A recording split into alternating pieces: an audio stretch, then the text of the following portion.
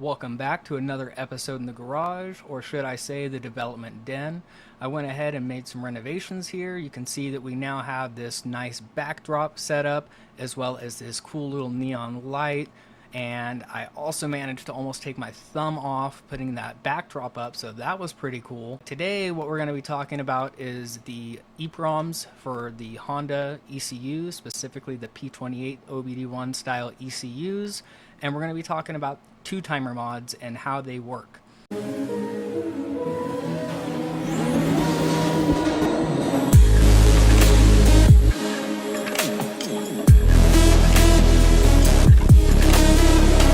So as you guys are aware of, this is the SST replacement chip that we have available for the Honda ECUs to replace the old legacy chips that are no longer available. These are also a legacy chip that I'm using, but they are much more widely available, so that's what we're going to be rolling with. And today I want to explain how the two-timer works and why it works. There's actually no way that the Honda ECU can tell that you have a larger chip inside of it. You could have a 1 megabit chip, a 4 megabit chip like we have, or a 512 kilobyte chip. It doesn't matter. The ECU only knows that it's looking for 32 kilobytes of memory. So I want to just go over some basics about address lines and how they work and how the two-timer plays into that. And then we can also talk about drawing up a two-timer circuit. So let's jump in. So here we can see a view of an EPROM chip, and the inner labeling right here applies to a 256 kilobit chip, which is the same as 32 kilobytes. So the package here has 15 address lines, and those address lines are going to be A0 through A14, so it adds up to a total of 15 address lines. And then over here, pin number 1 is the VPP pin, or the write enable pin. And the Honda ECU, there is no reason to be utilizing the write enable pin. So on the socket from factory, Honda has this tied high, which is 5 volts, which is what the VDD pin is over here. So this is your 5 volts, and then VSS is your ground. That's where the chip gets its power from, is from those opposing corners. And when the VPP pin is held low or held to ground, it would be enabled for writes. But since the Honda ECU has no reason to write to a chip, they've held that pin high, meaning it's tied directly to the 5 volt incoming power. So if you look over here to the side, you'll see that we have the chip that you're familiar with, which is the 27SF512.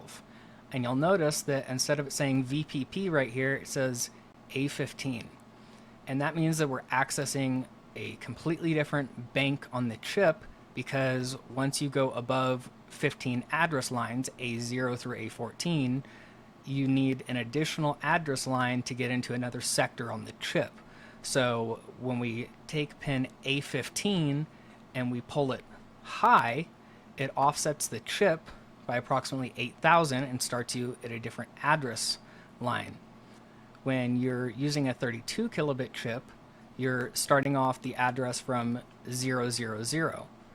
So when a chip is written, and the reason why a lot of people buy an eBay chip burner or something, and they try to burn on one of these chips, and the reason it won't work is because it has to be offset accordingly, because when you put the 27SF512 chip inside of the Honda ECU, it's looking for the address starting at 8,000 and above. But when you try to burn a chip, you're typically burning it at address 0 and forward.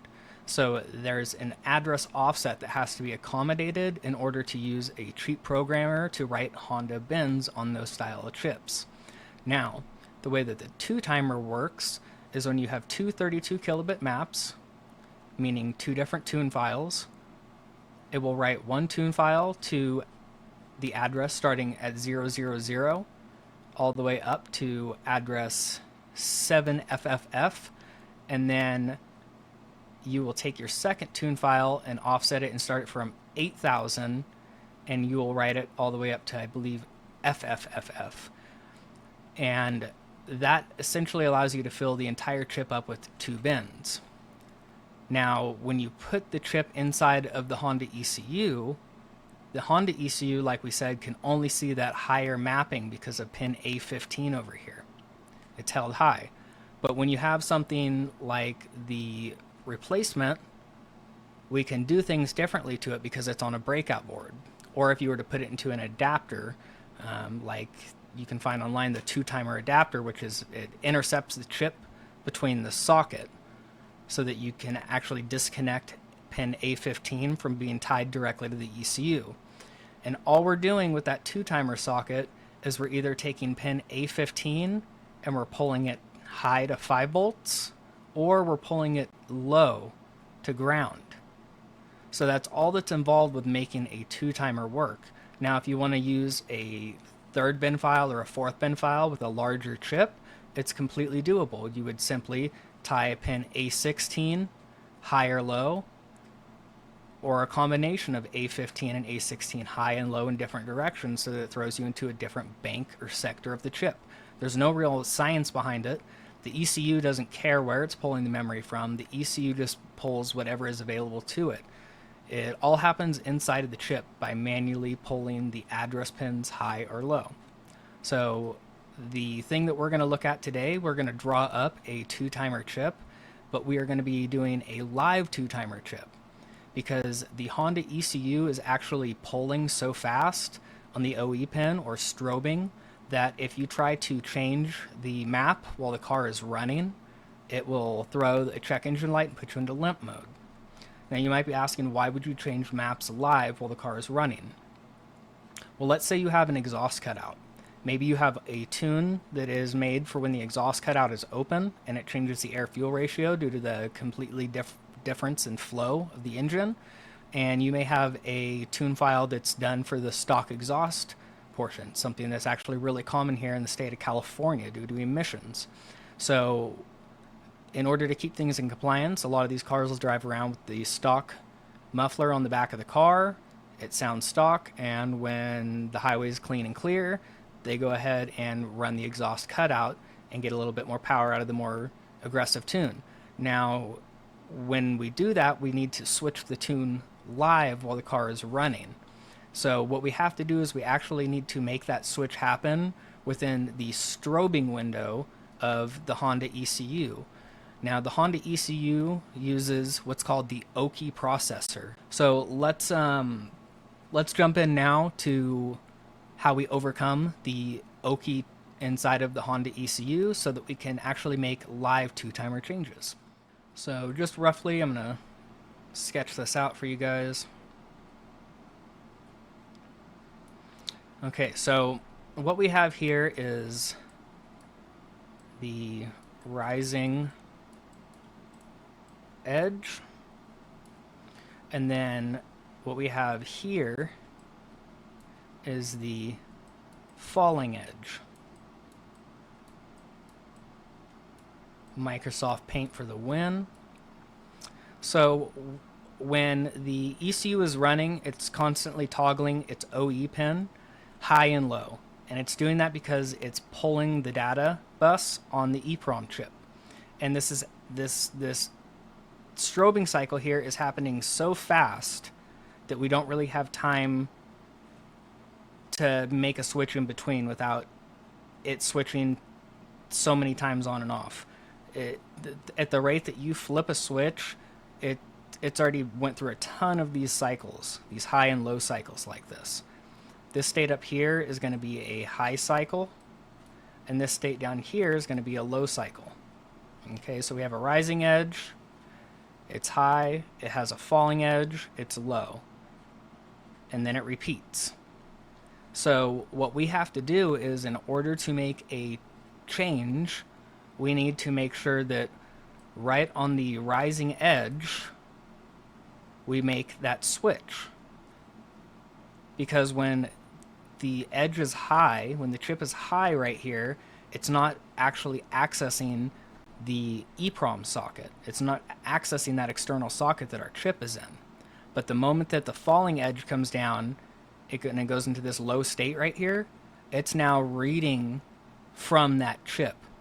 So by catching the rising edge, and making that change, we have this small window right here that we can make that change. And technically this is going to happen in 100 nanoseconds or less. Love Microsoft Paint for this. This is hilarious. So we have roughly 100 nanoseconds to make this change. So how do we do that? Well, a good way to do that is with a flip-flop. So here we can see that I've chosen the 74 LVC 1G80. This is a single D-type flip-flop with a positive edge trigger. Like we were talking about, we're trying to capture that positive edge of the OE pin and make changes. So scrolling through here real quick, we can see here's the functional diagram. You can see there is the D, which is our data pin. We have the inverted Q, which is the opposite of whatever D is. And then we have right here the CP, which is going to be looking for our rising edge. So essentially what we do is we take the OE pin and we tie it to CP on this positive edge flip-flop. And then for D, what we want to do is go ahead and hook that up to a switch where it's either getting 5 volts, which is a high signal, or it's getting ground, which is a low signal. And Q will always be the same as D, but as you can see here, we have this little line over it, and the reason this is called a flip-flop is because it's actually flipping. So if D is a ground, the output on Q is going to actually be 5 volts, and vice versa. So if we have 5 volts over here, we are going to have ground on the output. So funny, looks like we had a little kitty cat action there in the background. Anyhow, that's exactly how this thing works.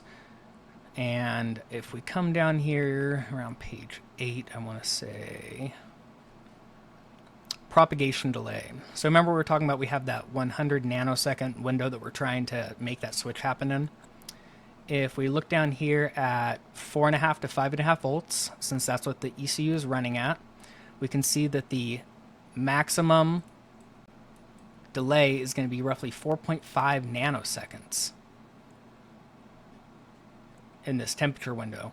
So 4.5 nanoseconds is totally within our window to pick up and make a change happen. So it happens quicker than you and I can think or blink, and that means that this is the part we want to involve on our 2-timer to make that instant snappy response, so that not only can we change maps by changing pin A15 to high or low, but we can actually do it on the fly with the engine running. So let's go ahead and throw these parts up inside of Easy EDA, draw up a simple schematic, and we'll go from there. Okay, so I went ahead and did a quick setup here in Easy EDA. I went ahead and set up the ECU 28-pin header, how we typically see it. I went ahead and imported a chip here. As you can see, we have plenty of address and data lines. This is the SST39SF040. It's my main chip that I like to use. I've also brought in that flip-flop for the rising edge, as well as a single pole dual throw switch. I brought in a capacitor, a couple series of resistors. I brought in a single pin header for an output, and I also got some LEDs in here. And LEDs are totally not required, but we'll just go ahead and throw them in this project because we can. Once again, we got a little bit of kitty cat action going on from the background. What we're going to go ahead and do here is we are going to start with the chip. So let's go ahead and get this chip mapped out as best we can to correspond with what we have over here. Now we know right off the bat that we need to do something with pin A15. So we're going to call it A15.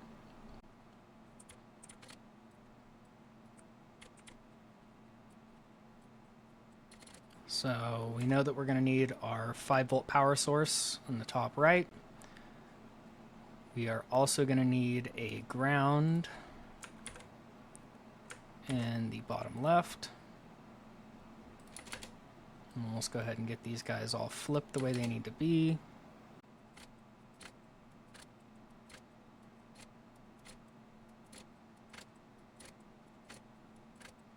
All right, and as you can see, we have some leftover pins on this guy. We have pin A16, A17, and A18. We need to go ahead and do something with those now because we don't want them to be floating. So I'm going to go ahead and grab a 10K resistor, and we're going to go ahead and pull these pins either high or low.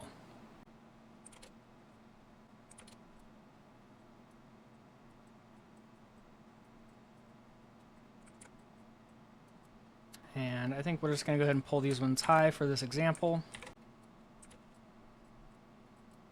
Okay, now we've got this guy all mapped out.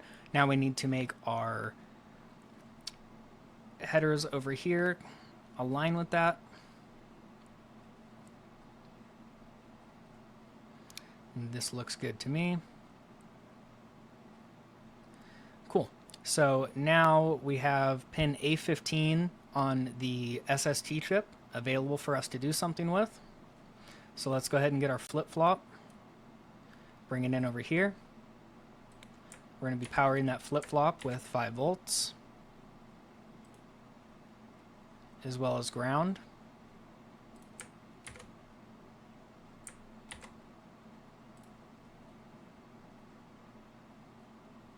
Now, for the input right here, we're going to be going ahead and using that OE. So we're going to need an input flag on this.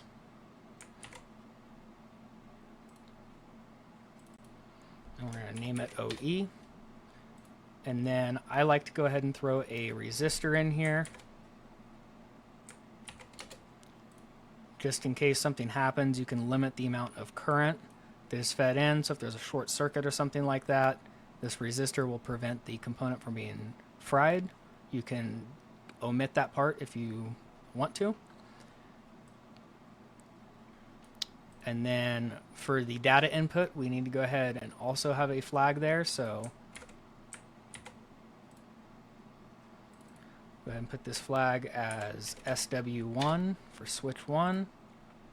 And then we know that we have this output right here, this inverted output, which is Q. So what we're going to go ahead and do there is get ourselves in that out. We're going to name this A15. Okay, so now what we got going on is we have the flip-flop we talked about right here. It's monitoring OE for that rising edge. Switch 1 is going to be our switch that we're going to talk about in a second.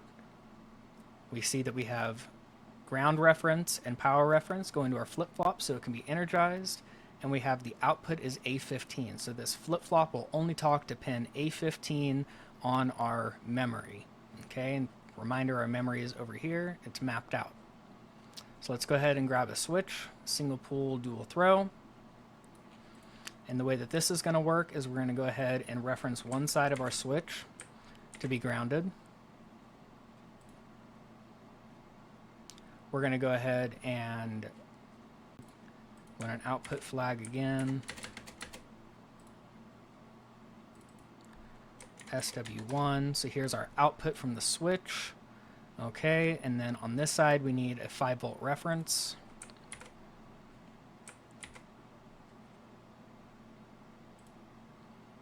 And again, I like to use a resistor. 10K is plenty. Strong enough to get this thing up and rocking.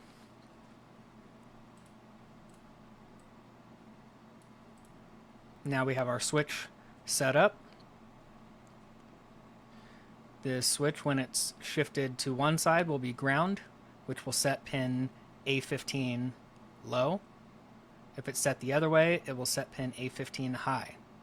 And of course, none of that will happen until it goes through the rising edge flip-flop here and make sure that it's at the right timing on that rising edge of the OE signal to make that swap occur. Now, something else we can do here is we can go ahead and dictate which state this is in with a pair of LEDs.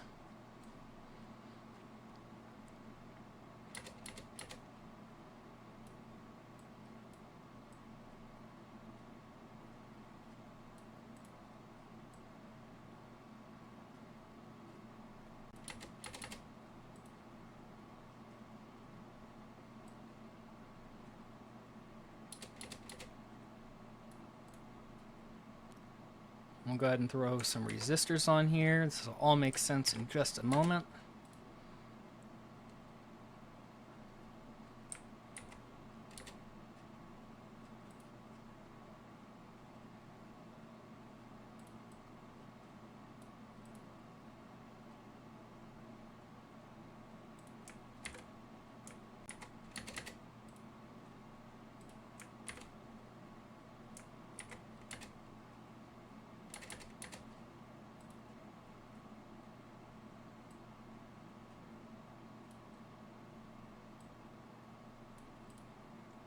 Okay, so what I've done here is I've set up these LEDs. One of them is going to be voltage positive biased, and the other one's going to be voltage negative biased. So when this switch changes states, this SW output is either going to become 5 volts or it's going to become ground. When it becomes 5 volts, this LED over here will become energized and we'll know that we're on that bank. When the switch gets changed and it's negative or grounded on this LED will become energized. So we've now created an interactive indicator to let us know which bank we are on. It's completely unnecessary, but it does give you visual diagnostic feedback. Now the one last thing we have to do here is take our switch output, and we need to take this guy and we want to tie SW1 to it as well.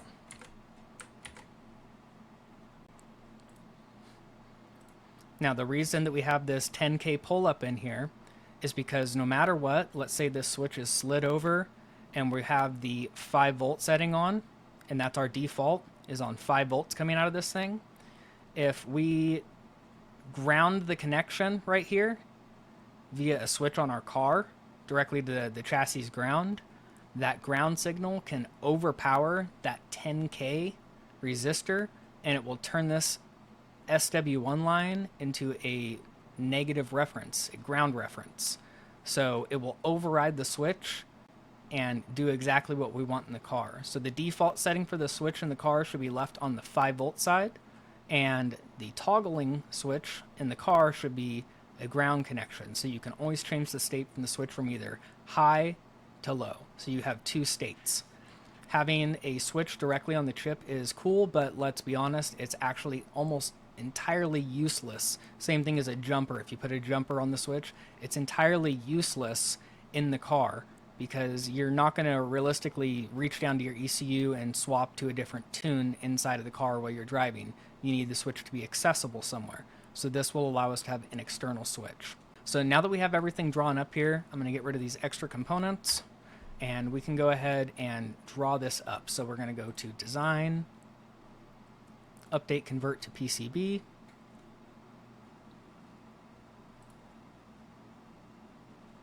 And we are now ready to build out a PCB. So the first thing I like to do is get the pin headers on the bottom layer.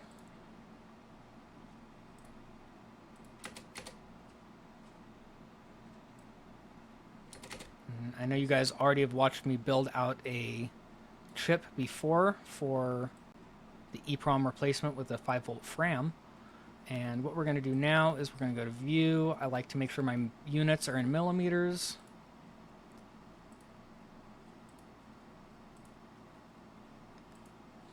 Measure straight up. We're going to go 15.55 for this guy. It's a little bit of a larger spacing than the EPROM socket actually is, but it gives us a little bit more wiggle room when we have our PLCC 32 chip inserted inside of it. Cool. So we got our rails in the right spot. Everything looks good. So now we're going to go ahead and drag this chip over here. I might do a speed run through this just to get us going where we need to be going.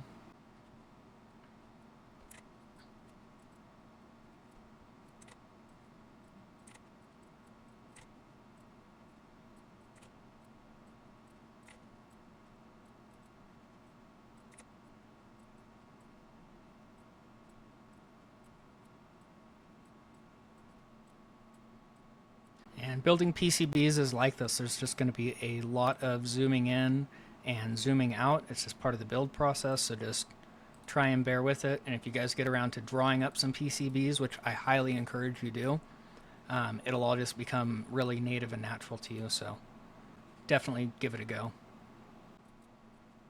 And I'll likely be changing up these traces here momentarily to make things accommodate and fit, so stay tuned for that.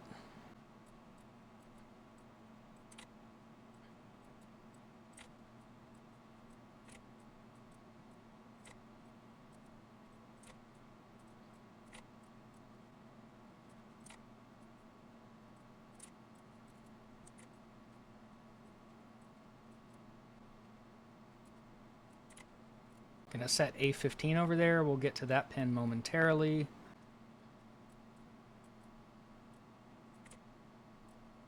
And we're pretty much set. So these $ looking guys over here, these are just for gonna be for resistors right off the bat. So go ahead and hunt these down. And honestly, something I like to do to keep myself organized, we can group these things exactly how we want.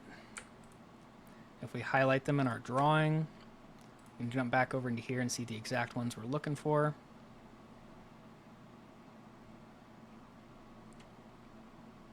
Set these right over here. I'm going to go ahead and put these on the bottom layer.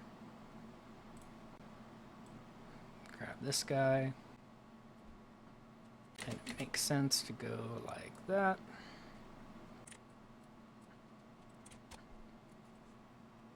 Put that guy right there.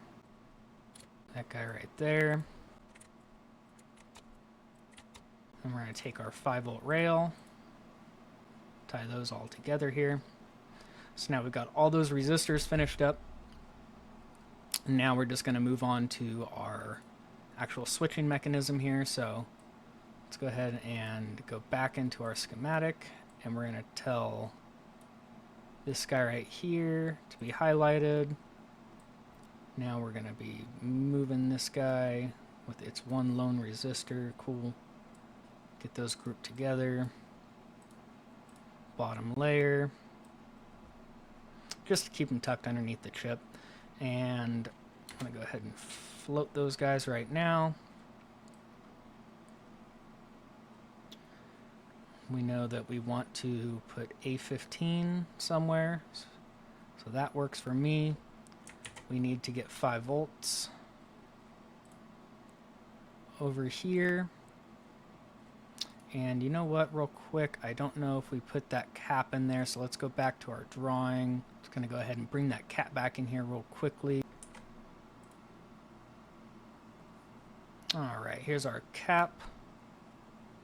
Stole it from another drawing because we accidentally missed out on that. You'll always want to have a capacitor in here for several different reasons, but just decoupling capacitors are really important for proper flow on a device. And I'm going to go ahead and tie those together. Okay, we got our capacitor in here for decoupling. We need to go ahead and make sure that our grounds are tied in.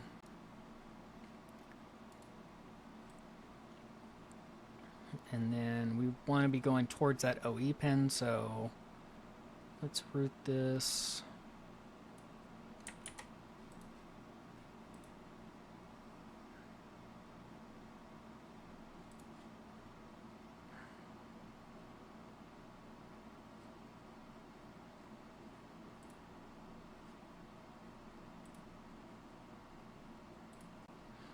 Good. And now we're basically just down to our switch. And we know it's going to be on the top, and as you can see, we got some oopsie daisies right here. So let's go ahead and fix this up.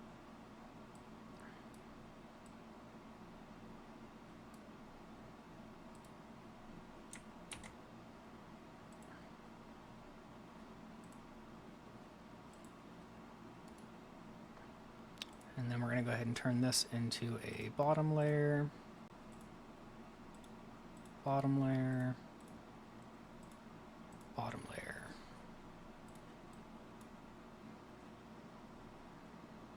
And that should give us some room to go ahead and bring this switch back over here.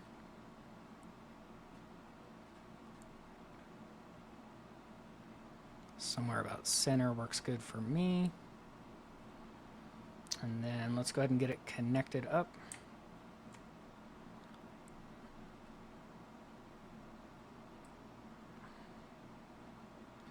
It's going to go to our LED. LED. That leaves this as our pull-up resistor. And I like to just keep all this stuff on the bottom layer, so all we see is the chip on the top.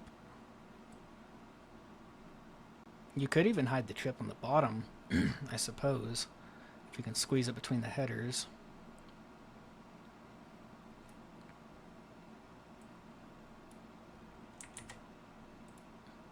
Again, we can tie in our 5 volts like that, come over here, bam, so now we got our voltage 5 volts into our switch. Then over here we just need to go ahead and go something like this. Bam, that's tied in. And then we need our switch. Come down to the bottom layer of this chip. Let's shoot for right here. Sometimes you get these violations, you just go ahead and roll with it.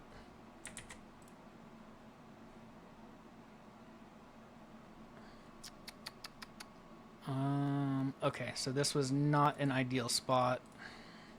My bad. So we're going to go back to the top layer.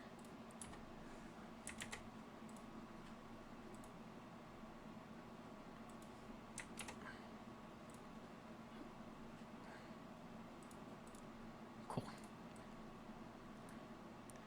Alright, that's all tied in, and now all that's left over is a few things. So first off, this is the pin header right here that we can use for our external wire. We'll put it on the top layer, that's fine with me. I think right there is a good spot. And we just need to tie this to switch number 1. Good, and then we're just going to be moving in to some LEDs here now. LEDs I like to keep on the top, resistors I like to keep on the bottom.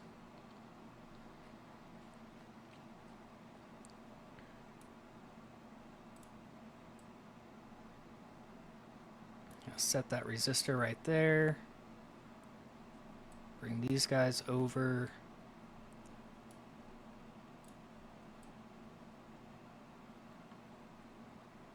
And by putting these LEDs right here, I'm keeping them nice and close to the S1 signal right off the bat. So I'm going to link those together, tie it in, and then we're going to go ahead and throw both these resistors on the bottom layer.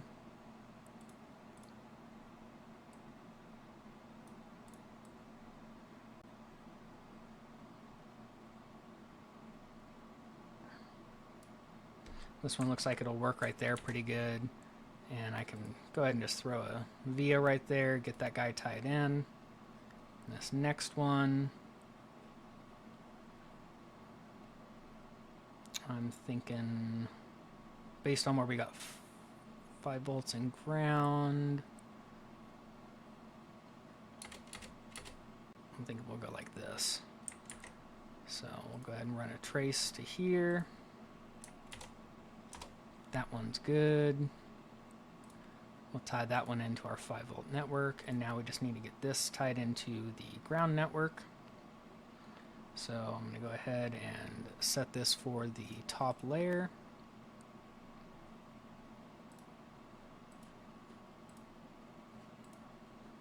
There it is, it's all in place now. So now all that's left is to place a board outline. Nice and small, there we go. We can change the naming on some of this stuff, so we can go ahead and change this to like tune 1/tune 2. Now you got a nice silk screen of which tune is which. Like we said, it's going to be defaulted for 5 volts, so this tune 1 would be on the 5 volt side, tune 2 would be on the other side.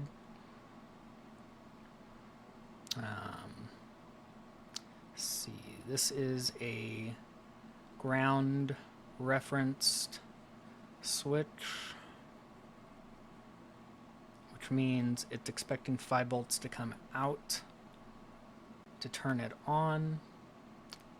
So this would be called tune 1.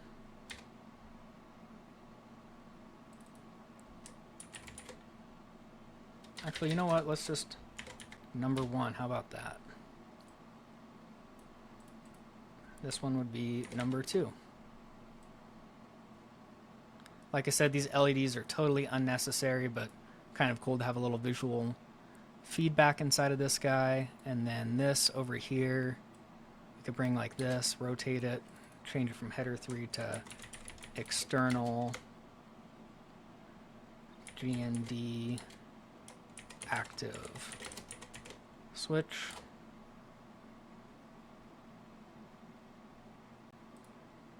Maybe that's a little too much. Let's try EXT GND switch. Seems pretty simple and straightforward. Just pasting in my silk screens here.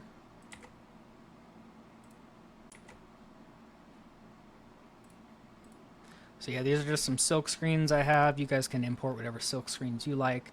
And then the one extra thing I like to do is I like to go ahead and throw copper regions on both sides.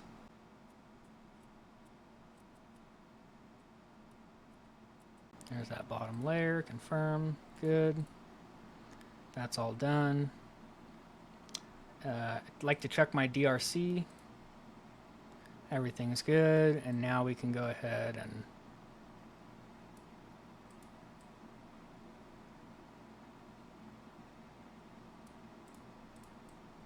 put a little bit of artwork in here.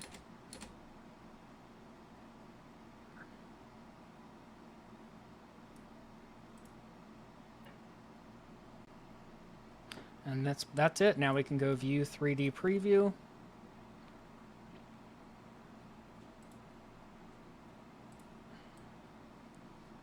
And together we drew up this chip.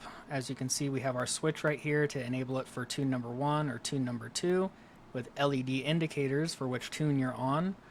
And this external wire output right here, you would run this to a switch in your car and toggle it to a ground connection, and that will override the number 1 tune on the chip and switch it to number 2. So there it is. Super straightforward. This is a 2-timer SST replacement chip. It is a live 2-timer, so you can swap between maps actively while the engine is running. As you can see, we've hit our little flip-flop here on the bottom, all of our resistors on the bottom. We should probably go back and clean those up real quick. I didn't think about doing that. Let's do it real quick. It's going to take just a second. We can go view, flip board. Here we are on the back side. And just for reference, the reason that these are in such high numbers, like U75, U76, is because I copy these resistors and stuff from other drawings. So you can always re-enumerate these to, you know, resistor 1, resistor 2. Some of them come up as U's instead of R's. It's really a matter of personal preference and how nitty and gritty and clean you want to get with it.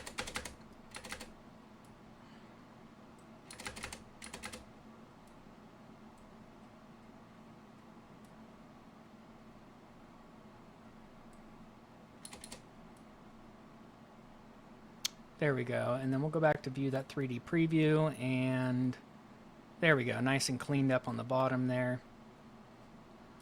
And there it is. So that's the open source alpha 2-timer live. I've shown you guys how to draw it up and create it. You guys can generate your own PCBs. Speaking of which, let's talk about ordering up PCBs. How do we get these PCBs? You can go up here to the export order tools. Panelize. Go for a V-cut, and then let's change this to 2 columns with 5 rows. Confirm. So this is what the panel will look like. And this is all that JLC PCB needs. They don't need this literally copied into every single section. They will copy and paste that. As long as your panel looks like this, you are good to go. And you can go to order PCB. It'll ask if you want to check the DRC. I already did it, so I would hit no, continue exporting. And then it will bring you directly to JLPCB where you can order these PCBs for a couple bucks. So minimum order with JLPCB is 5 PCBs. In this case, that would net you 50 of these chip replacements. So super inexpensive. I mean, we're talking cents for all these components. You're talking roughly $1 to $2.80 for the actual EPROM that we're putting on here, and that's it, you guys. So this is, you could have for $3 or less, you could have your own line of 2-timers, and you are more than welcome to use my design and put your own branding on it and sell these things and get them out in the field. Super excited to be sharing this stuff with you guys. This was definitely a longer episode, but the juice has got to be worth the squeeze, right? So until next time, peace.